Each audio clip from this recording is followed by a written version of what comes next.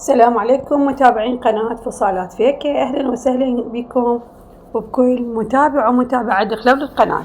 ومثل ما عودناكم هاليوم جبنا لكم مجموعة من الفصالات كلها جديدة تخبل بسيطة بزيهاتها بسيطة وفصالاتها.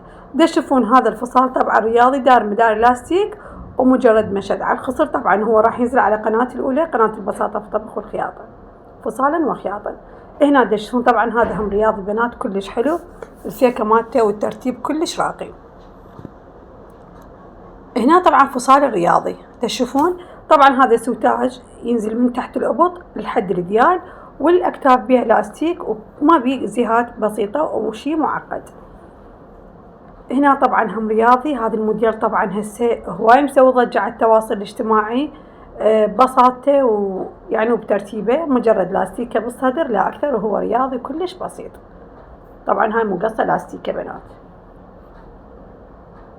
وهنا طبعا الرياضي بعد أحلى وأرتب بالتطعيم تجنن، نفس الفيكة اللي قبل الفيديو هذا، مجرد كسرات مكان لاستيكة تتخلى هاي المسطرة تغطين اللاستيك بيها ولا أكثر. أهم شي ترتيب الأكتاف والقصة مالتها. هنا هم رياضي كلوش، الأغصان كلش حلوة على الصدر وبالصفاح مالتها متلمسة كلش حلوة. هنا هم رياضي تشوفون اليوم مجموعة الفصالات كلها رياضي. هنا التطعيم كلش طبعا متلمسة كلش حلوة.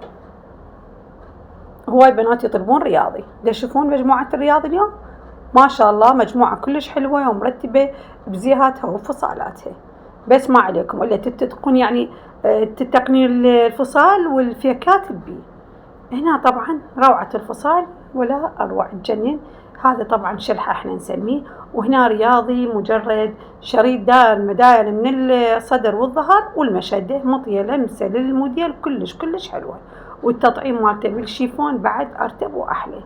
هيك بنات هيك فيكات كلش حلوة تصير بالترتيب. هنا طبعا دشداشة طبعا كمر برنسيسة دقم للطول، والتطعيم بعد أحلى. هنا دشداشة طبعا عدلة، وهاي طبعا البصمات موجودة تنباع عندها للوازم. هنا رياضي هم مطية لمسة التطعيم ولا أروع تجنن. انتبهوا بنات على المساطر مال الزيهات شلون مسوينهم متقنينها بصورة نظيفة وحلوة. هنا لمسة الرياضي لمسة جديدة، مجرد الأربطة هاي أما تنشد بالصدر يا ما تنشد على الرقبة، خاب بنات هواي دايخات بيه. هو طبعا كلش بسيط وحلو. وهنا طبعا رياضي الشيفون، وهذا هم فصالنا الرياضي. تشوفون اليوم مجموعة فصالات الرياضي ولا أروع، ما تنمل بصراحة، يعني فصال أحلى من فصال تخبل. إن شاء الله يعجبكم اليوم الفيديو، وأدبيكم وراح تبخلون عينه بضغطة لايك وبتعليق حلو وتفاعل ومشاركة للفيديو. طبعا ما عليكم كملوا الفيديو الأخير وأقول لكم في أمان الله وحفظ تحياتي لكم.